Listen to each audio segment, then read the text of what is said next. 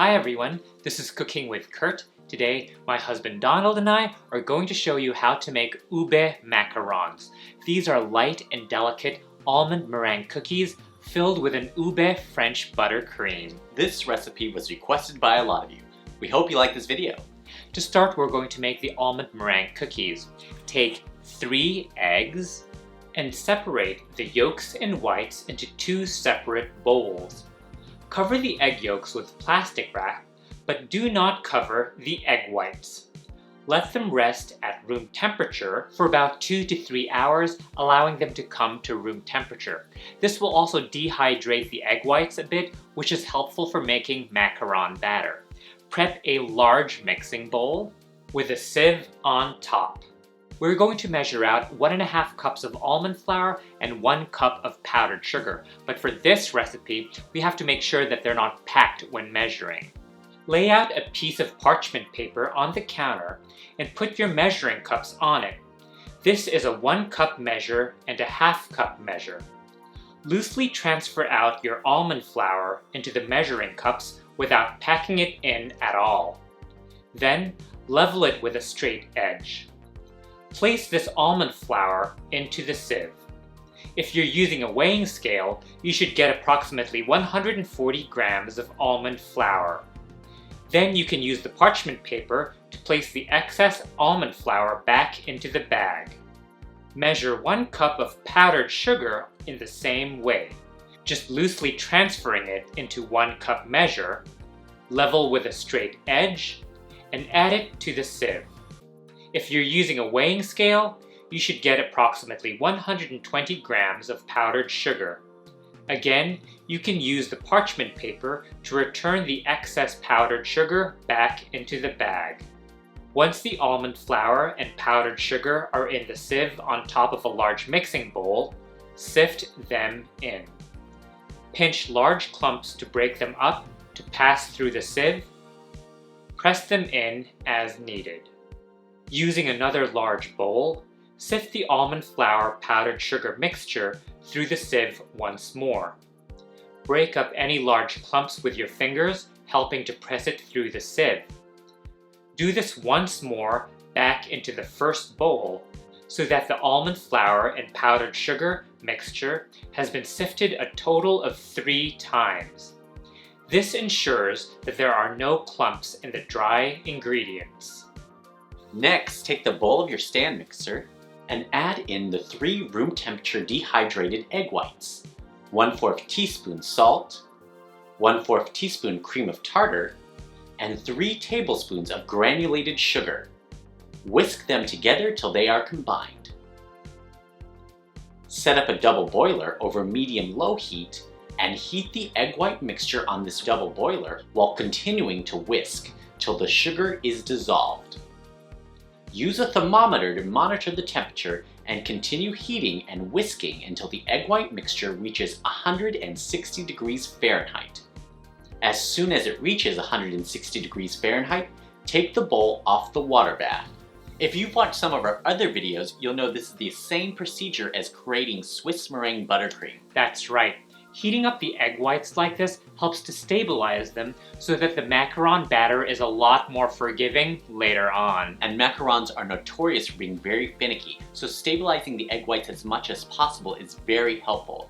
Next, attach the bowl of egg whites to your stand mixer. With the whisk attachment, beat on medium-high speed and slowly add in 3 tablespoons of granulated sugar. When all the sugar has been added, stop the mixer. At this point, you can add in 1/8 teaspoon of ube extract to give the cookies a subtle ube flavor and light purple tint. And scrape down the sides of the bowl for any unmixed sugar.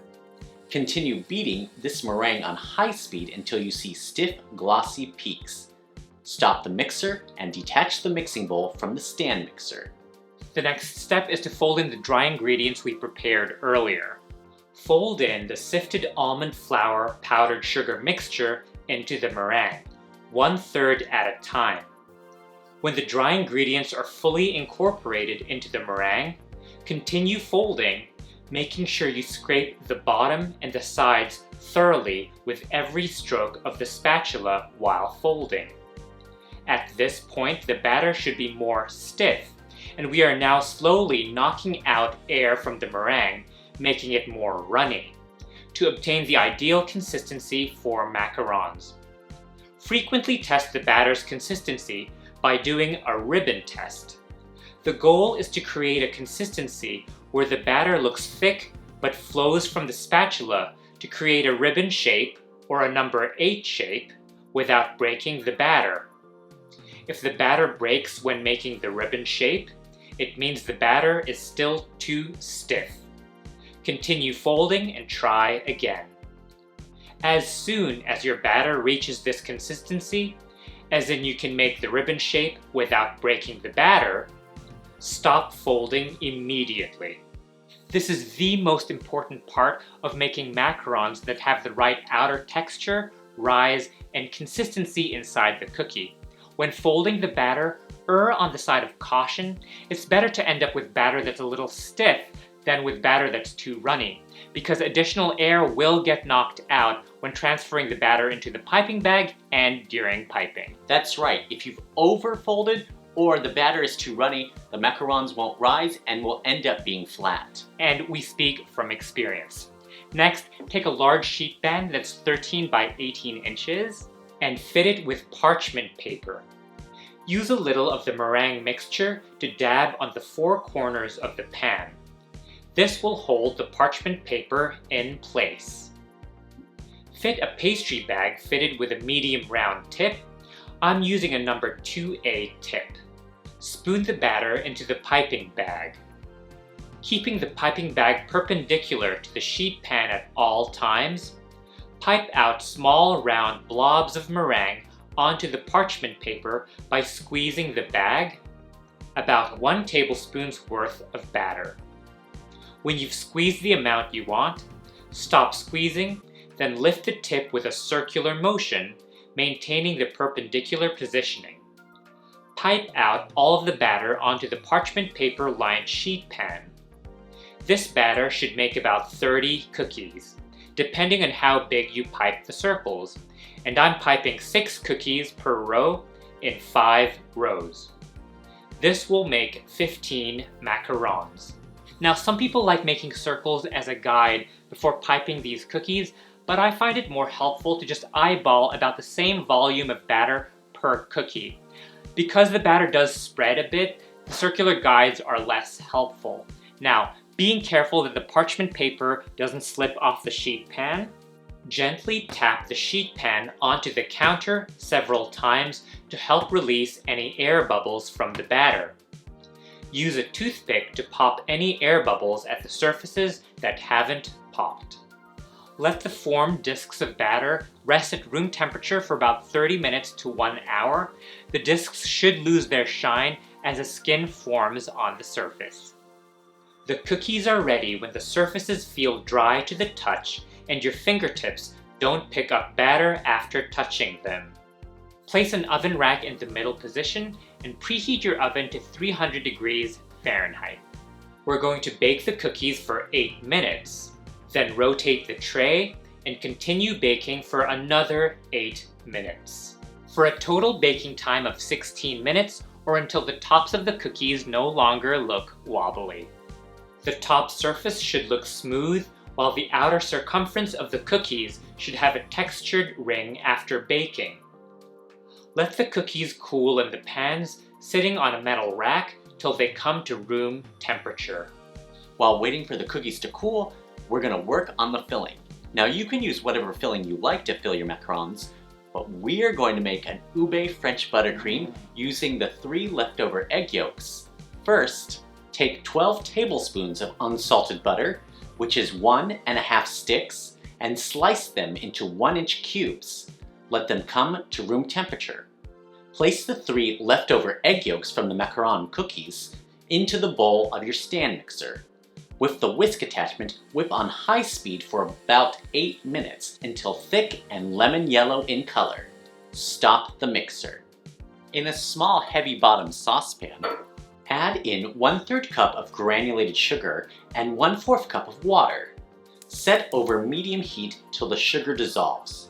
Once the sugar has dissolved, use a candy thermometer to monitor the temperature of the sugar. Do not stir from now on, but just swirl to make sure everything is evenly heated. Turn the heat to the highest possible level and heat the mixture to the softball stage till the thermometer reads 235 degrees Fahrenheit. With this small amount of sugar water, it'll be shallow in the pan, so you may have to tilt the saucepan so that the candy thermometer can get a more accurate reading. Do not let it heat past 235 degrees Fahrenheit or it'll become too hard to mix with the egg yolks. When the mixture reaches 235 degrees Fahrenheit, immediately remove it from the heat. With the mixer running on high speed, carefully drizzle the hot sugar syrup into the egg yolk mixture in a slow, steady stream. This syrup needs to be hot enough so it's at the softball stage and to also cook and pasteurize the egg yolks to make them safe to eat. Once all the sugar syrup has been added, stop the mixer to scrape down the sides of the bowl for any unmixed sugar droplets that may have splattered to the side. Then turn the mixer back on to high speed and continue whipping until the mixture has cooled to room temperature, which may take about 5 to 10 minutes. When the yolk sugar mixture has cooled to room temperature, turn down the mixer to medium speed.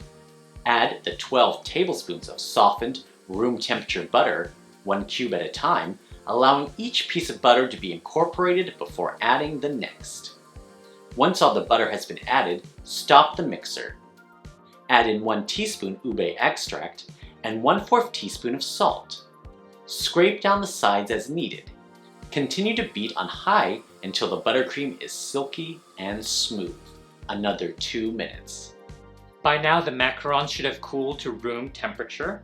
Detach the cookies from the parchment paper by lifting up a corner of the parchment paper and with your fingers under the parchment paper, carefully peeling the parchment paper off the cookie. Transfer the detached cookie on a flat surface. Do this for all the cookies. Now we're ready to assemble the macarons.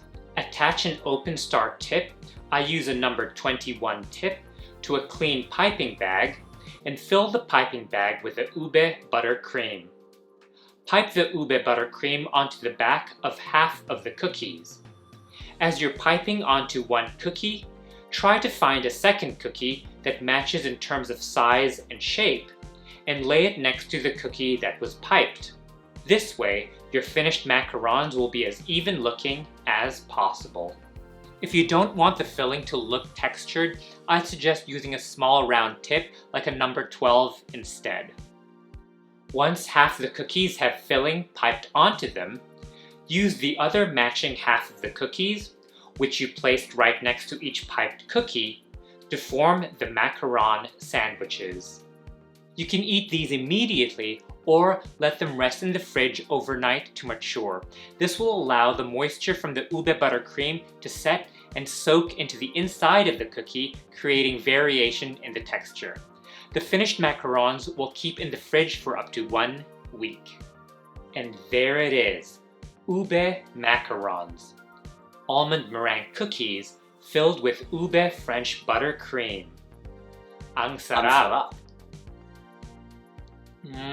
Yum! I love that slightly crispy outer cookie layer with a moist and buttery ube filling. So good. These are the smallest and cutest little ube treats we've ever made on this channel. Right? So cute. Thank you all for watching. Please let us know in the comment section below if you're planning to make these ube macarons.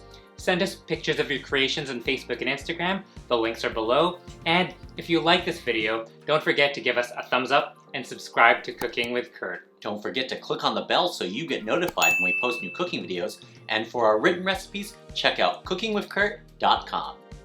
Maraming salamat!